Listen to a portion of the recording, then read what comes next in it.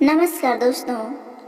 इस कहानी को सुनकर आप सोचने पर मजबूर हो जाएंगे, इसलिए पूरा जरूर सुने। तो सुनते हैं। मैं थक हार कर काम से घर वापस आ रहा था। कार में शीशे बंद होते हुए भी न जाने कहां से ठंडी ठंडी हवा अंदर आ रही थी।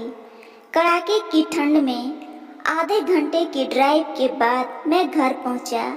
रात के 12 बज चुके थे। मैं घर के बाहर कार से आवाज देने लगा। बहुत देर हॉर्न भी बजाया। शायद सब सो चुके थे। 10 मिनट बाद खुद ही उतरकर गेट खोला।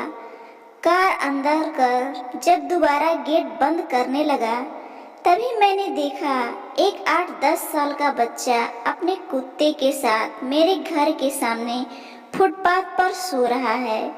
वह एक अटफटी चादर ओढ़े हुए था। उसको देखकर मैंने उसकी ठंडी महसूस करने की कोशिश की तो एकदम सक पका गया।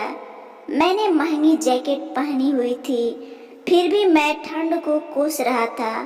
और बेचारा वो बच्चा, मैं उसके बारे में सोच ही रहा था कि इतने में वो कुत्ता बच्चे की चादर छोड़ मेरी कार के नीचे आकर सो गया। मेरी कार का इंजन गर्म था, शायद उसकी गर्माहट कुत्ते को सुकून दे रही थी। फिर मैंने कुत्ते को भगाने की बजाय उसे वहीं सोने दिया और बिना अधिक आहट किए पीछे का ताला खोल घर में घुस गया। सब के सब सो रहे थे। मैं चुपचाप अपने कमरे में चला गया। जैसे ही मैंने सोने के लिए रजाई उठाई, उस लड़के का ख्याल मन में आया। सोचा, मैं कितना स्वार्थी हूँ। मेरे पास विकल्प के तौर पर कंबल, चादर, रजाई सब थे, पर उस बच्चे के पास एक अटफटी चादर भर थी। फिर भी वो बच्चा उस चादर को भी कुत्ते के साथ बांट कर सो रहा था और मुझे घर में फालतू पड़े कंबल और चादर भी किसी को देना गवारा नहीं था। यही सोचते सोचते ना जाने कब मेरी आंख लग गई। अगले दिन सुबह उठा तो देखा घर के बाहर भीड़ लगी हुई थी।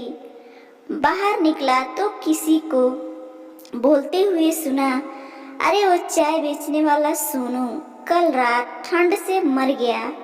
मेरी पलकें कांपी और एक आंसू की बूंद मेरी आंख से छलक गई। उस बच्चे की मौत से किसी को कोई फर्क नहीं पड़ा।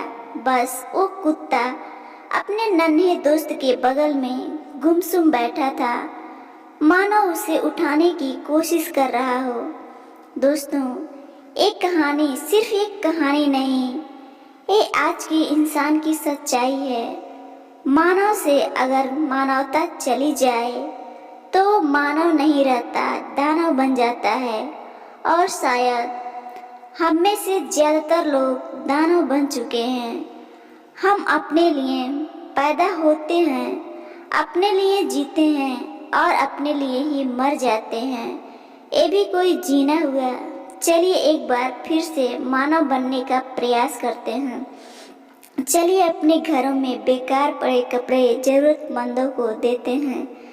चलिए कुछ गरीबों को खाना खिलाते हैं। चलिए किसी गरीब को पढ़ाने का संकल्प लेते हैं।